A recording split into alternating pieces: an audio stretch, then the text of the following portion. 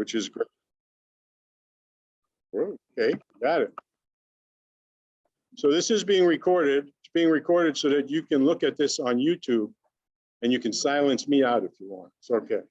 I won't get upset. And this is the agenda for this evening. We'll start off with fishing stories. That's basically your segment of this meeting, where hopefully you'll tell us and your friends that are sitting around you where and when you caught some beautiful fish. Yes.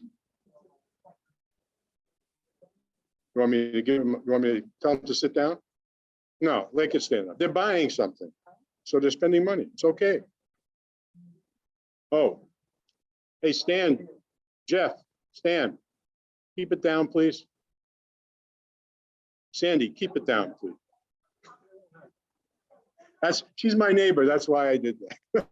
So, all right, so we'll start off with some fishing stories and then lagoon guides. If you're not too familiar with what our lagoon guides are, we'll give you a brief review of that.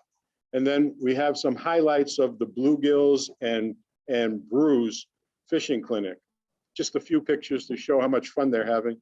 That incidentally is the fly fishing clinic that we've been having. And there are 2 meetings like that each month. And then the reason why you're all here is not to listen to me, but the great Captain Judy and Captain Kathy. So let's welcome them now. We'll welcome them a couple of times. Yeah. And then we'll have our president, Dave DeVore, wrap up the meeting. So fishing stories. Does anyone in the audience have a fishing story that they'd like to share with the group? Don't be bashful. Come on. You didn't catch anything. Well, we have somebody who did. You know Tim Forbes? Tim Forbes sent me this a couple of days ago. Dr. Lawton Davis and Larry Martell and Tim Forbes went out fishing. Excuse me? Yeah, pretty nice catch. Holy smokes, okay. Susie says holy smokes. Who looks like me? I wish it was, but I haven't been fishing in a while. Pretty nice. So nobody has any stories that can match this or surpass it? Lagoons are on fire. Yes, this happened in the ocean, so inshore fishing. But the lagoons are on fire, and the kids fishing lagoon is really spectacular if you've never been there or haven't been there in a while. You just go there with a child and take a handful of what do you call those, pellets, and throw them out and see what happens. It's the water starts boiling. That's how exciting it is. It's fun. And this is a slide with the bluegills and brews group. There's basically, what is it, a dozen people at a time, Paulette? 12 people at a time get together and fish, and they've been fishing around the kids' lagoon.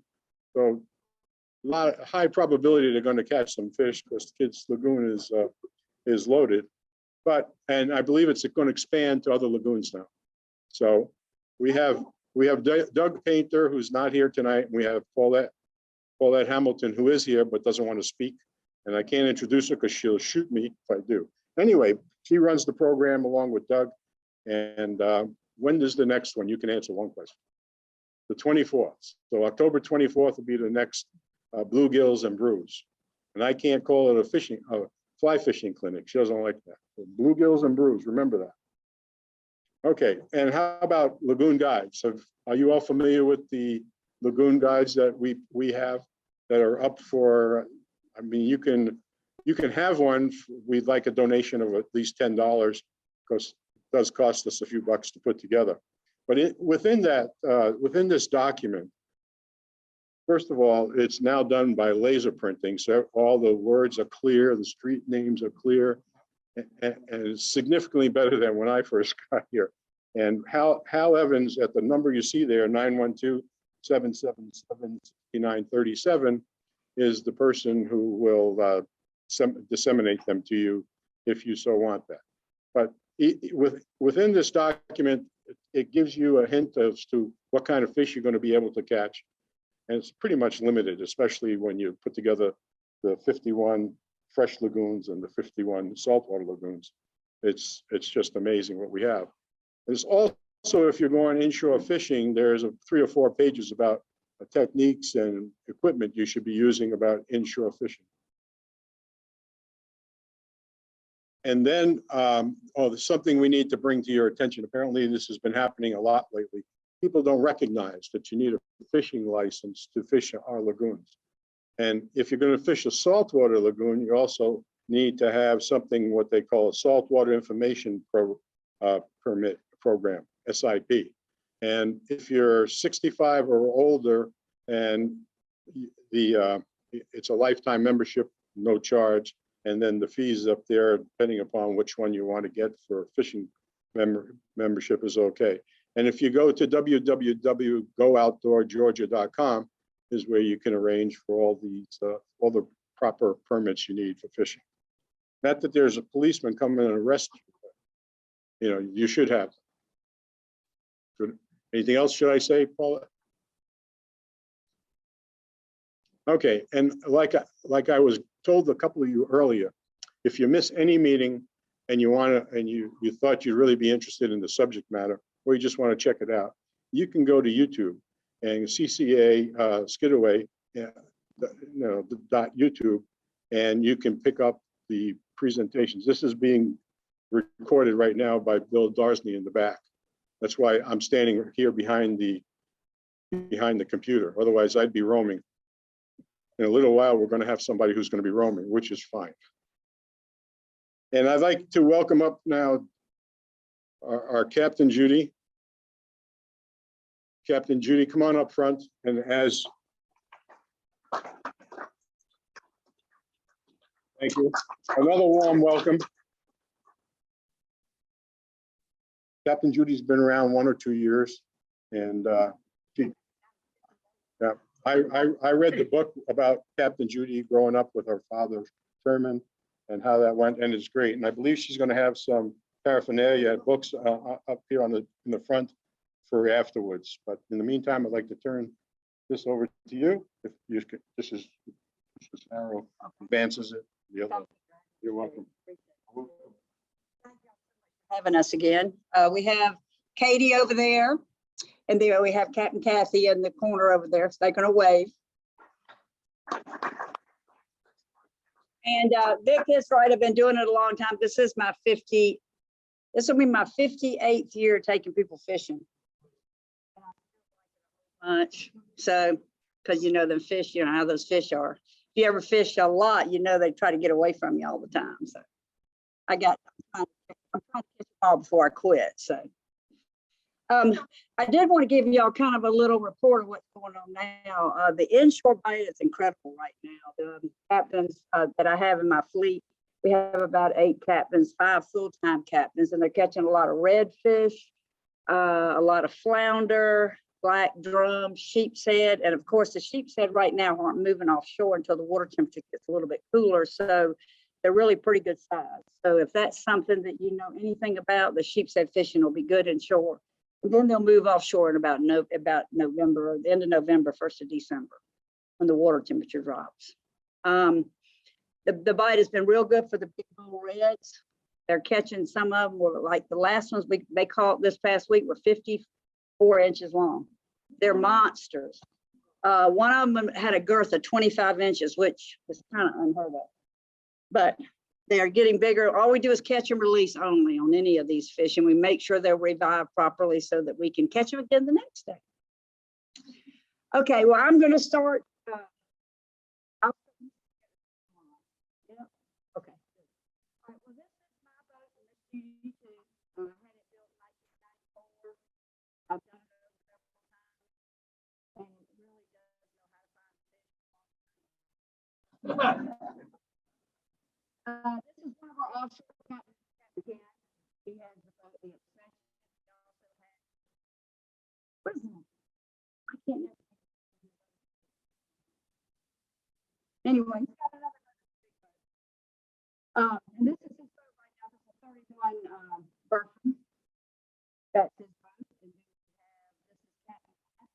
He's one of our offshore guys, and he's been with us a very long time and very, very good. Just about everybody here is very good. That's Captain Ray and Captain Madison. This is the other offshore boat we have. This is the boat that we have. It's called a tron bucket, and it's going, this is the boat that goes to the Gulf. And if y'all know this area here at the Gulf Stream, it's a long ride, but well worth it in the right time. So if you go and if you plan a trip, even in your boat or one of ours, April is a very good month to catch a lot of really nice dolphins. Yes, sir. When you say long ride, Well, yeah, it's a 4-hour ride on a good day. So if it's a little, and keep it, it's like driving from here to state. So a little can be a little bumpy, and then you might have miles of bumpiness and not. So it can be 5 hours to get there. It's like that. But when you get there, it's worth it. This is Garrett. Garrett's one of our inshore guides, and he ran 300 trips last year, but he's downsized a little bit because he says his children are growing and he doesn't know them anymore. I didn't get a chance to see them. wow.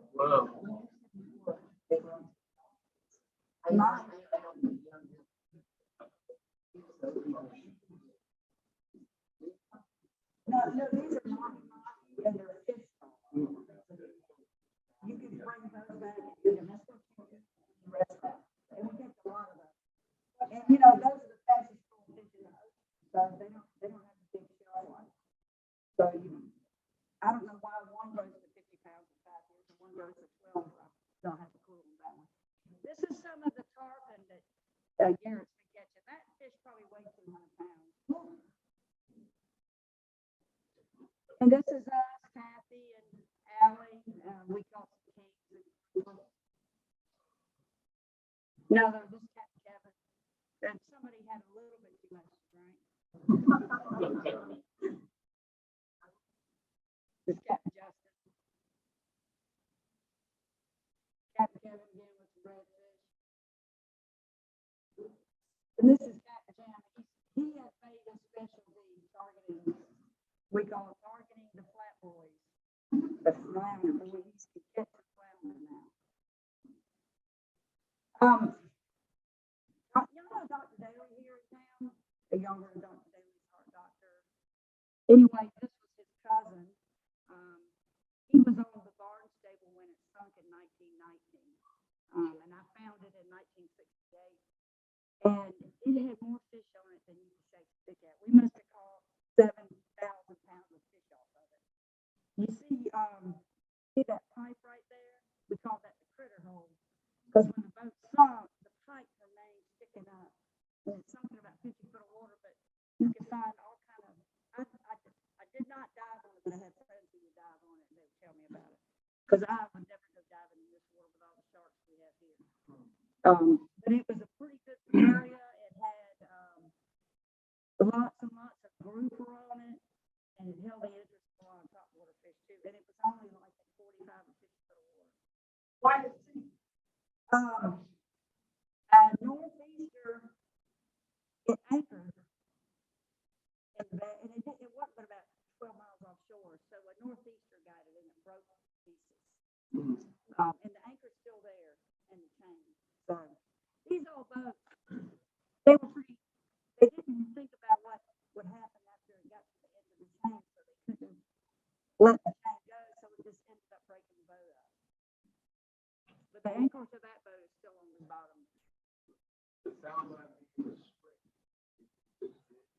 Yes. I found it in 1960.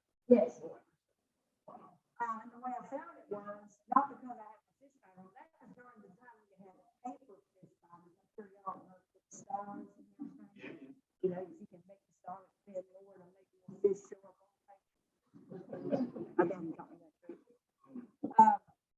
So we, you know, if we had a real slow day and we had a bunch of lines out and I happened to go across the place and we had every 6 fish on, all kinds of fish from, we caught amberjack there, we caught cobia there, king mackerel, Spanish mackerel, everything was represented. And we, no, it's not. It is not. But when I didn't tell you, I have a couple books out.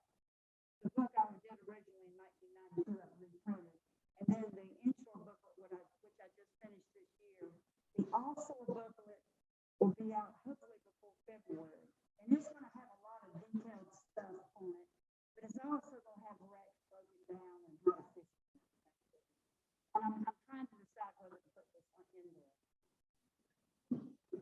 I might as well. Boy, don't y'all think it's- And this is Cap Jay with his red-headed daughter. This is that dad, he's one of our offshore fishermen. Wow. Snapper season. Weeks. Now that, no, you're this way, Kathy. One thing, the biggest ones in Georgia for that.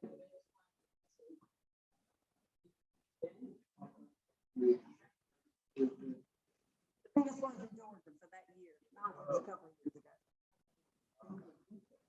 Only when the season's open, and the season's open, it gets less and less every year. But it was open, it used to be open 5 or 6 days, but on this particular week, I think it was open up 3 days. So you go out, we just target the big ones. We caught 8 like that.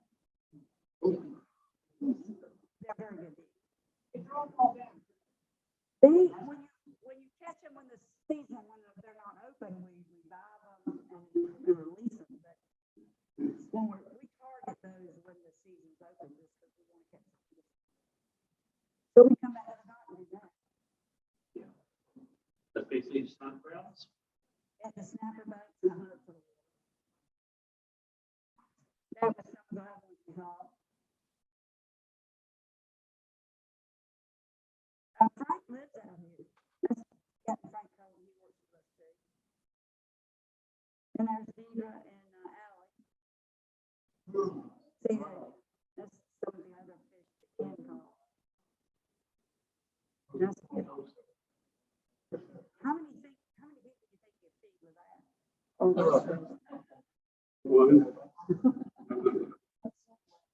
that's a gag grouper. This is a, that's a gag right there.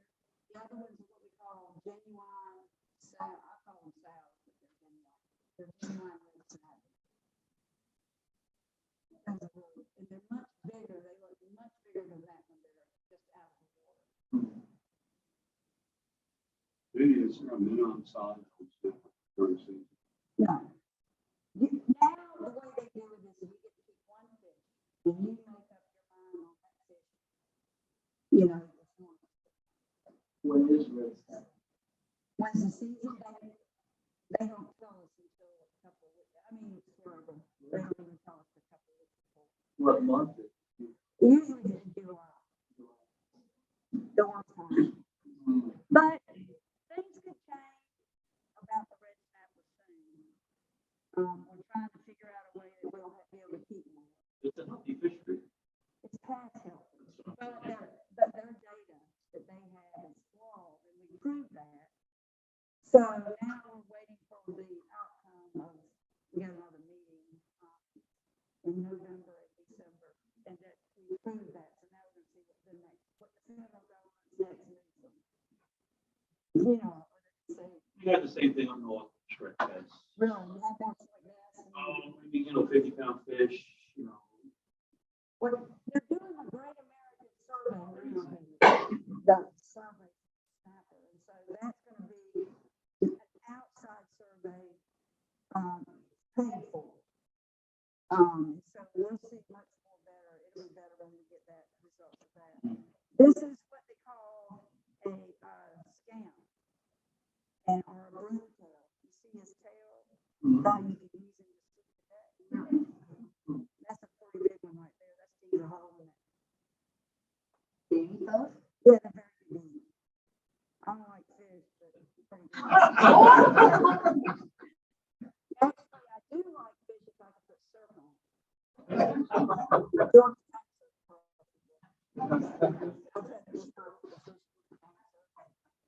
We see these birds all the time on the water. Normally, I didn't get a good picture of this one, but normally what they do is they will put their wing, when they get tired, they just put their wings out and rest their feet on their wings. But then you just see feathers sometimes, you know. Are they good to eat? So I said,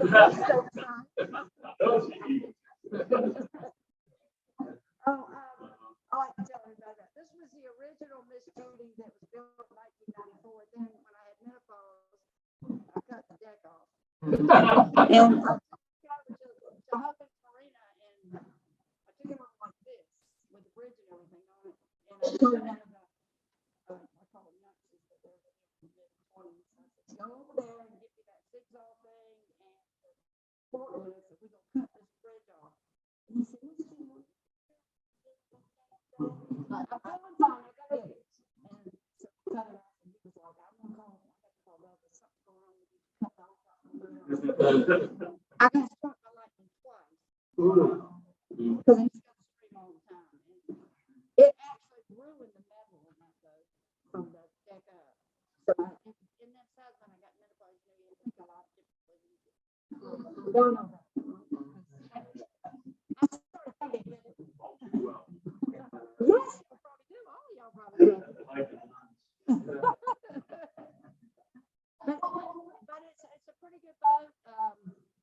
Like I said, it's built 1994 and it's a death engine. So still running. This is y'all. I don't know if y'all know part of my history. That's my uncle right there. He's actually my cousin. But he was and I know a lot of people weren't raised here, but my cousin, this is my father's brother's child. He hijacked a plane in Cuba in 1961, and it was him. He went there to kill Castro. And as you'll find out later on in this, I'll show you pictures of it, but he went to kill Castro in 61, and my daddy had lunch with Castro in 32, so here in Savannah. So we used to go to Cuba, but the helmet man was not such good standing, so we won't be going to Cuba. Oh, I knew you were going to do that. Can you see? How about now? I'm talking. Is that good?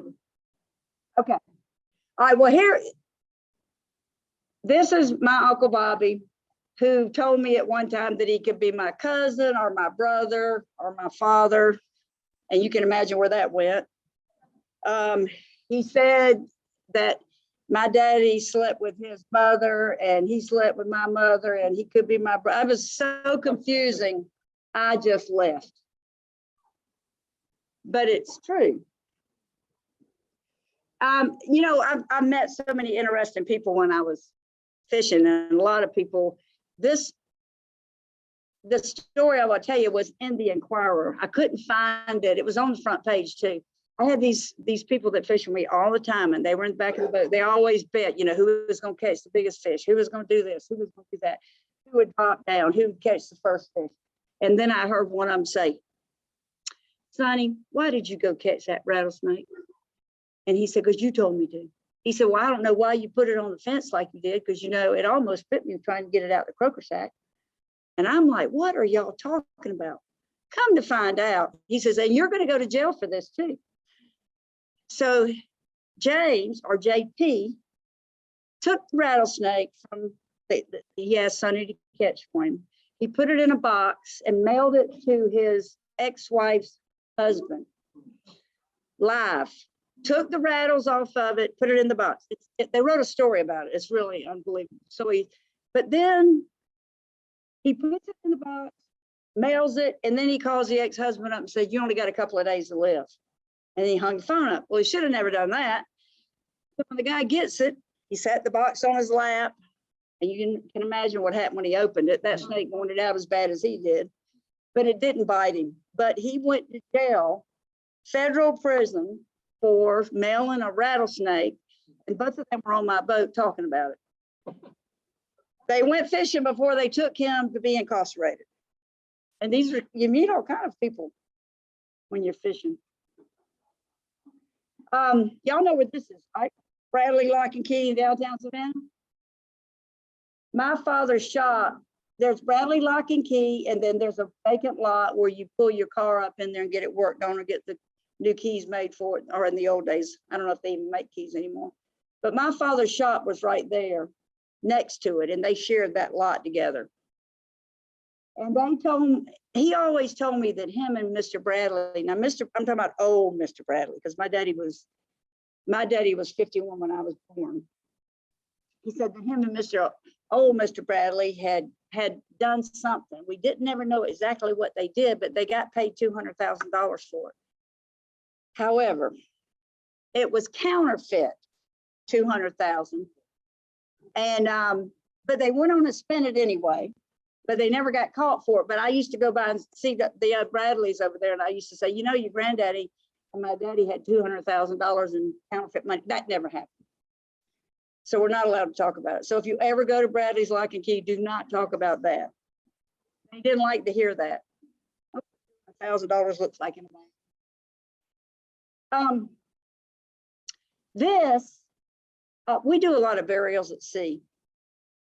And I used to do bodies, but I don't do them anymore because every time I did a body, something different would happen. But in 1950, my father had somebody contact him about taking a body out in a casket. And Daddy said, well, you know, I'm worried it won't sink. So my father told me, and I'll never forget it, he says, because we used to hunt a lot, I used to go with him hunting. And he told me, he said, go up to the house and get me my double up buck and my shotgun. I'm like, what is he doing with all that, taking that on the boat? So not thinking ahead of time. Sure enough, they put the casket on the back of Daddy's boat. We rode offshore. They pushed it in the water and it did exactly what Daddy said. It floated. Now it had holes in it, but it still floated. So y'all know what Daddy did with the shotgun? I needed therapy for weeks after that. He shot it until it sunk because it was a navigational hazard. It really wasn't a body in a casket. It was a navigational hazard. So that's how we got it to sink. So after that, when they wanted me to take bodies, I had to put them in canvas bags, not boxes. Y'all, terrible. This was the first one I did. This is Miss Delaney. Oh, y'all don't know anybody know Miss Delaney, do you? Anybody know the Delaneys in Savannah? Mr. Delaney was the first casket, and then later on down, I did Miss Delaney. In fact, she made the arrangements before she passed. And how about this? Look at these guys, seat belts. I didn't have enough fuel in this boat, so we had 1, 2, 3, 4. We had to put extra fuel in it just to get 80 miles off. And I wanted to make sure it was in 6 foot of water. So we had to wrap her up and everything. And then I tied 150 pounds of weight around her feet. And that's how we got her out of there.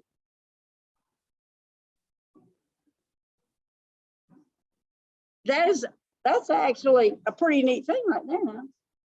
Now we had a lot of trouble getting Miss Delaney to go down. So I felt bad about tying a rope around her feet. So the next one I did, I put shafts. Go back. I put shafts around. These are boat shafts. I went to Champion Machine and had some shafts built.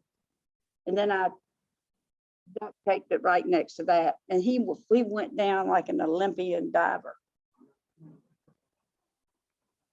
So we didn't have no more problem with that. The only problem with that one was he looked like he had 2 heads, and I didn't like that because the top was too low and all the, anyway, let me go to the next one. This one right here was, we didn't have time to do a canvas bag. So I had to go back to Champion Machine, get 2 more shafts. We duct taped them up, you know, so we could do another Olympia dive down in there, and his bag broke. My first mate fainted. It wasn't Kathy though. This is a young man that went with me. He just passed right on out. I tell him to put a towel over his head. So you can't look at it like it's a dead body while you're out there. You got to look at some bait or something, because if you think about what it really is, you'll be in trouble. So we used to take these Harley Davidson. This is a Harley Davidson gas tank. So we used to take these people, and we still do, that have Harley Davidson. So when the gentleman that owns this Harley Davidson passed, he told his daughter, I want you to bury me on my Harley Davidson.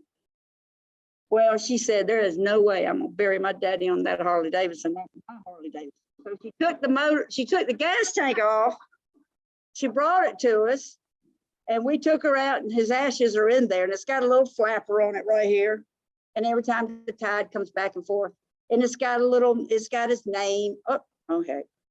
It's got his name on it right here and the date, and we threw it out, and every time the flap go up, some of the ashes would be. She said she got her another gas tank, so I told her, I said, you playing with, that's bad karma. But I guess I couldn't have put the Harley Davidson on my boat anyway, so it all came out okay. Just a plain old bedroom window. My father was kind of I wish I could explain. Well, y'all, my father was a rascal. Well, actually, he was a gangster. But he never told him something he couldn't do. So the neighbor, who he called a busybody, she would always talk about him coming in at different times of the morning, early in the morning, coming in late night or whatever. And so he found out about it, and he would go to their bedroom window and blow the horn until she stuck her head out the window. And her husband said, you might as well go out there because Captain Helmy is not going to quit blowing the horn. He said, woke up everybody in the neighborhood. So that was the window she came out of. And she always wore a hat, and Daddy said she was just wearing a hat to hide that big mouth. Bird Cookie, y'all know Bird Cookie Company. My daddy worked on cars. He had a car lot. And everybody brought their trucks to him. And Mr. Bird brought his truck to my father one day, and he said, listen, every time I go to deliver some cookies or crackers or whatever they were delivering, he said, my truck would cut off. He says, and every time I go to start it, I'm killing my battery. So I have to carry extra batteries and I can't make my deliveries. He said, can you fix it? And Daddy said, well, let me try. So he said, well, leave it here and come back and pick it up about lunchtime. So he came back and he said, you get my truck fixed? He said, yeah. He said, so he went to shake Daddy's hand, and Daddy handed him a. He said, what do you want me to do with this? He said, well, I've modified this brick. Before you get out of that truck, put it on the gas pedal and it'll hold it up to a certain RPM and you won't never have to fixing it. He was a good mechanic, but parts were hard to get, he said. The name of my father's place was Helmy's. This side is in the American Prohibition Museum. I always say Daddy allegedly. Well, Daddy did, in fact, officially work for Al Capone. He's got his own corner in the American Prohibition Museum. He built the cars that Big Al hauled the liquor in, so they didn't look loaded. When they would break down, he'd just back his wrecker up to it, pull it with the liquor and everything in it. This is just some of the old cars I had pictures of. I never could figure out what was in that black box up there. See, that's us and those wax figures at the museum. We wanted to shoot somebody, but they took the bullets away from us. Have y'all all been to the museum? Pretty cool. If you go to the museum where they have the speakeasy in there, if you look to your right, Daddy's corner is right there. And he had another claim to fame too. He actually, when you're a gangster, the first thing you shoot is a radiator. And so Daddy figured out how he could fix radiators without. And he would get to his shop in the morning and there would be 3 or 4 Continentals and Cadillacs there with all the radiators shot out of them. And he figured out how to fix them, and he called them hunting accidents. So that was one of his claim to fame, other than just fixing the cars. And this was, according to Daddy, a very nice man. And I said, Daddy, he's responsible for 600 deaths. He said, you didn't kill them all, Judy. I still have this vise right here. If you come to my dock, you'll see it. It's still out there. Put it out there for everybody to look at. He said he was present when Pretty Boy Floyd or Babyface Nelson got killed. So I looked them up. They actually died and he said it was in front of a theater. They both died in front of a theater. They were only 30-something years old. They both were 30-something years old. So I don't know which one he was around for. But he didn't look Babyface Nelson. I don't know where they got that from. Anyway, this is my daddy's corner. Daddy's nickname was Moose. And his gangster friend, partner, Pete Hudson, he didn't make it. But Daddy did. He was lucky. This car lot. You'll never believe where this car lot sat. You know where the courthouse is? That's where it was. Yeah. And in the back, let's see, back here, he had hundreds and hundreds of radiators. They come to get the radiators fixed.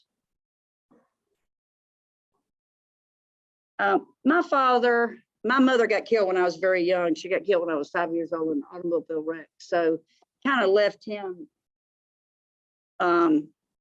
with me, which I was fine. So I'll never forget this. I got up and I was used to having Santa Claus, you know, come and see me.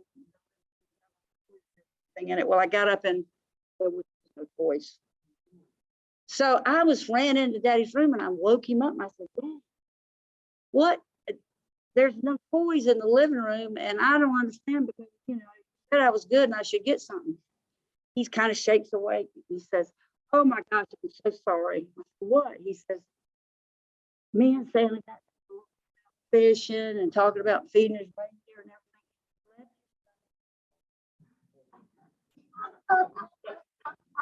everything. I set all that up. So when my cousins came over, they think, oh, Santa did it. Daddy was really smart on his feet. Yeah, I did pretty good, didn't I?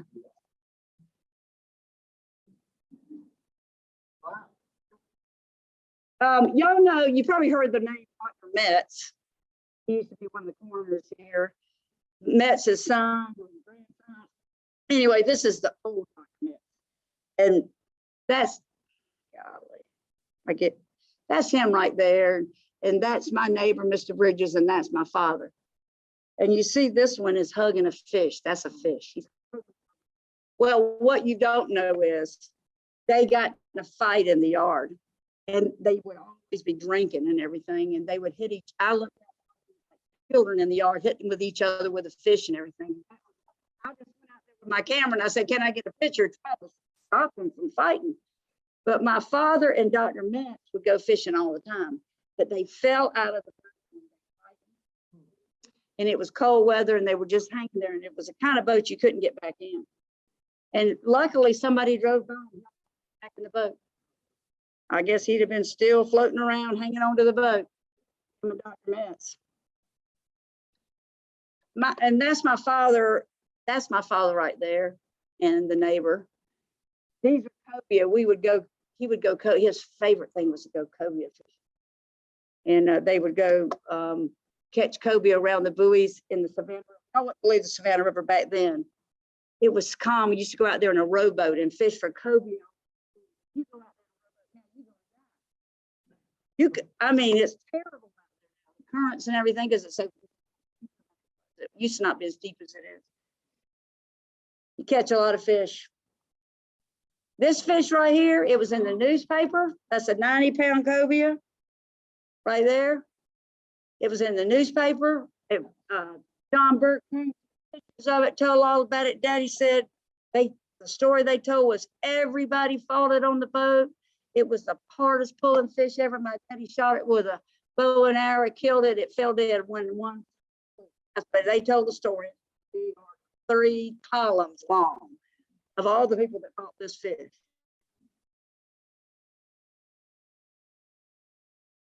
Y'all know what a toadfish is, don't you? We now call them the ma-in-law fish because one day somebody caught one and he said, my God, it looks just like my ma-in-law. So it's officially changed. It's no longer an oyster toad, it's a ma-in-law fish. Y'all see this quite often out in the Savannah, in Walsall Sound from the yacht club. And my father, the older my father got, the more he got, well, anyway, you know, when sailboats always have right there, and they're always in the river, you know, and they have the little tiny sailboats, the sunfishes, and then they have these, and they have like a classroom set up in the yacht club. Well, my father, he would just ride right. I used to tell him, you know, Daddy, you can't do that. Well, they're in my way. So I went over to the yacht club one time just to apologize for what Daddy done. And on the bulletin board in there, it says, yes, you have the right of way because you are a sailboat and motorboats are supposed to give way to you. However, Captain Helmy on the Miss Jerry either can't see or doesn't care. If you see him coming down the river, get out of. So I didn't have to apologize anymore. I was afraid he'd come home dragging him behind the boat or something. All of we had a lot of boats and a lot of wooden boats. And my father got all the stuff from the junkyard. That boat's probably got a steering column from an old Oldsmobile and an engine, a V8. Everything had V8s back in I was from the V8 era. Boats would go to the bottoms and fall out of them. This was Daddy's grill. Pretty good, huh? That was the trunk. My father. And he loved where the grill. So my father told me that this is his famous crow call. So he could call. It would come and crows. I'm like, yes, sir. He said they'll come up, tell the other ones to come on. They flew in, just like he said, they flew in and flew off and brought the whole flock over. And we shoot every one of them. And then he would come and he would put them on the grill and serve them to our guests. Drinking was involved. He was a duck hunter too. He had all kinds of sexy calls, you know, like, come on, baby, come on.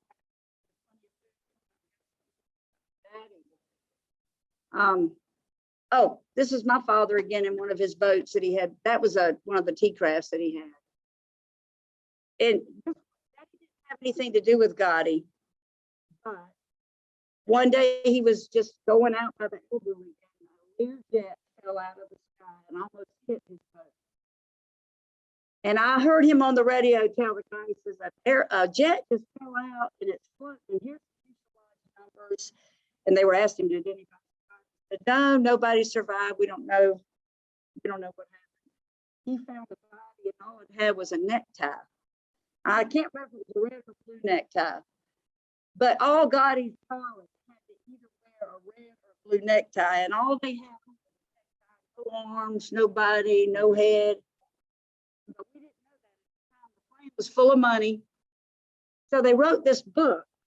And we are the first 3 chapters in it right here, where if you get this book, the Helmies are the first 3 chapters because we knew more about the plane than anybody. And the guy who's does all these gangster books, I spent a lot of time with him. It was a redneck guy. Boy, they called it. You could just drive out there and jump overboard and hold your breath and go down there and get all the money out of it. Yeah, it was at the elbow.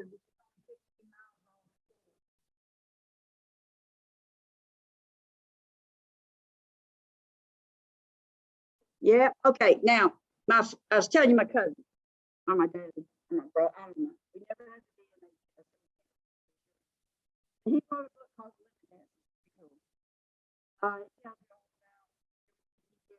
cousin was a redhead, and I don't know if you know this or not, they won't kill anybody. So when he went there, he knew he had studied all about the religion and everything, and so I know I got to get back over here, right? I'm sorry. So he studied all the religions. So what he did was he'd howl at the moon, take his fingernails, cut them off, throw them up in the air, and act like he was reading it on them. And everybody just kind of stayed away from him. But he did escape, and he did come home, and they never really put him in jail or anything. So we're not sure. I think the CIA might have sent him. I don't know. My father did actually have lunch with Fidel Castro at the DeSoto Hilton when it was the old DeSoto Hilton. He said he ate. They prepared something with raw chicken. You know how we eat tartare, steak tartare?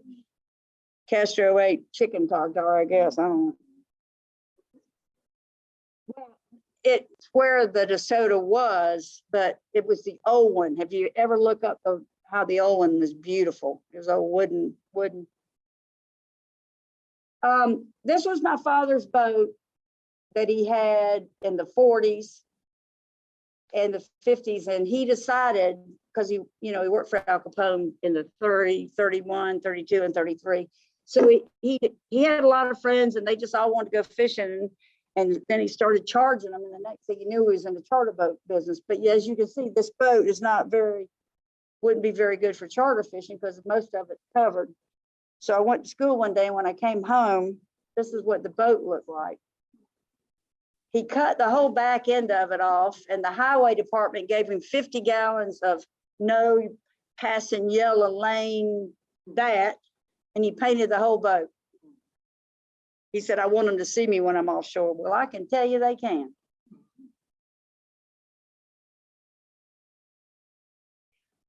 Let's see, my father's cousin, but only by marriage. Boy, it's the South, I'll tell you. And this was my father. I think he was pretty good looking myself. As a gangster, that was his gangster picture. Here again, we take some really strange people fishing. Not strange, but interesting, I should say. But this guy, we did his ashes. And then he wrote this book where he, through a medium, he had interviewed all these people. I have read this book several times. It's very interesting. But you could, if you wanted to read something like this, if you took a picture of it, you could probably find it. We found several copies of it. Kathy, you found some of them on the internet, didn't you? You won't believe some of the stuff it said. He actually talked to these people through this Carol person who's a medium. I don't know. Anyway, I bury him out there by number 13. I wave at him every time I go somewhere. This is Ken again. We're trying to scare people, I guess, on the dock. My father was married 7 times. This is number 6. She was a very spirited woman. She could jump out of a moving car and land on her feet at 30 miles an hour. She got murdered, and we thought this guy did it. In fact, for years and years and years, we thought that this guy, who was a serial killer, he was a serial killer, as you can look, it's unbelievable all the bad things he did. But we found out later that it wasn't her, it was a friend of hers, but he's awful, awful, awful. I caught this fish. It's the strangest looking fish. It's got a bill like a duck. His eyes sit on top of it. Look at the spots on it. It's called a blue spotted cornet. I've never seen one in my whole life, but apparently the Caribbean's full of them.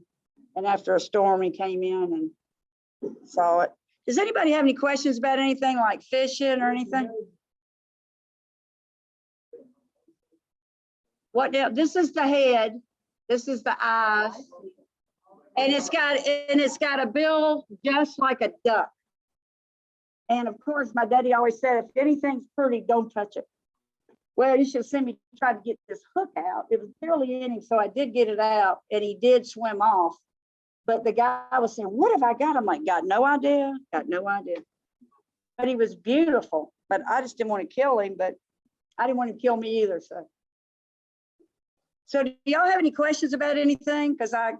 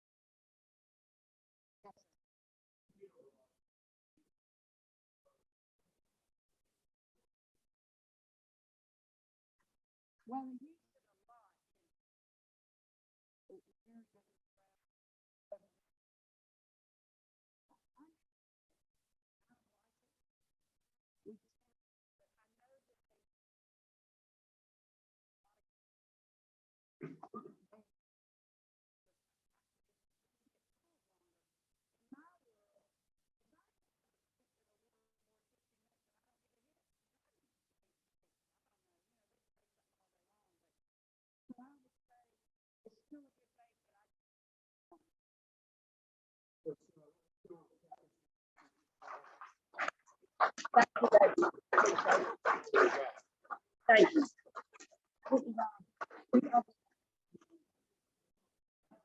No, we're doing it later. Not now. At the end. We'll let you know when. Yep. You're not going home. How do you follow that? Wow, it was great, Captain Judy. I heard stories from you I've never heard before. So thanks for attending tonight. Hope you enjoyed yourself as much as I did. We're cranking back up. COVID's kind of behind us, and we've had a lot of kids' activities. We're into fly fishing and that. We're scheduling our excursions now. So we're going to go out with UGA on November 1st, and we're going to trawl here in the Savannah River, Skidaway River, and see what we find. And Dr. Ann Lindsay here is going to be our leader. She's a naturalist. Also, Dr. Dodie Sanders. And they have room for 20 on the boat, 20 passengers. If you're interested, CCA, what is it? CCAskidaway.org. And it's going to be $60 per person. We're going to be out for 3 hours. We did this 4 years ago, and we sold out 2 boats. The first one filled up. We had a second one. So it's going to be first come, first serve on a paid basis. If you're going to go, sign up, and we'll take PayPal or we'll take credit cards. And if we fill the first boat, like we did last year, it will build a wait list until we get enough for a second boat. And we'll have a second boat go out the same day that afternoon. So if you're interested, it's quite exciting. And it's a working trip. You'll be out there, you'll be handling some of the catch. We'll be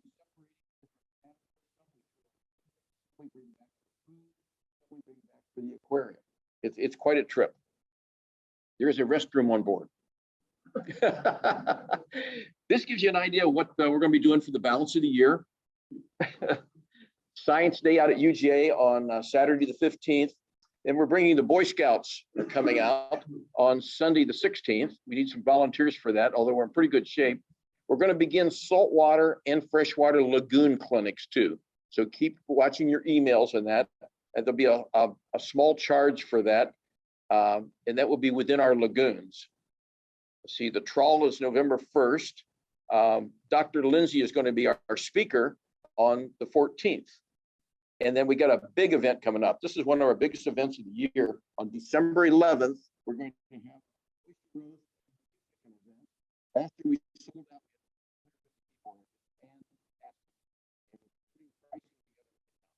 out on what that's going to be, but compared to the other oyster roast in the area. And then we're setting up our December seminar. We're not sure who the speaker is going to be. Traditionally, we go with a chef. And it'll be right after we're all stuffed with oysters. The very next day, we're going to have a chef here. See how that goes. Hamburgers, all you can eat. This is the oyster roast. These are shots from last year. Everybody had a great time, but the pig. It'll be from 2 to 4 o'clock, and it's going to be out at Landings Harbor. And this will be our speaker next month, Dr. Ann Lindsay, like I mentioned, and she'll be making her presentation. May have a few pictures from our event out there, our exhibit, or what's the term I want to use? Our experience out there. We usually catch, we caught a tongue fish last time. A fish that looked like a tongue, kind of yucky. So now we're going to have our raffle. Now, Stan, you're on, buddy. Welcome back, Stan.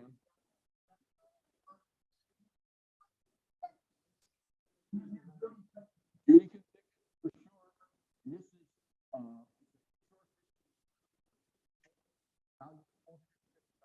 one winner.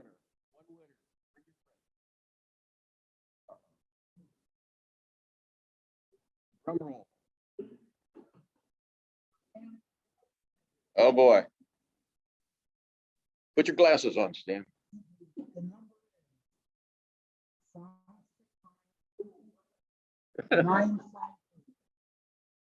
Oh, we got a wiener. Look at this guy.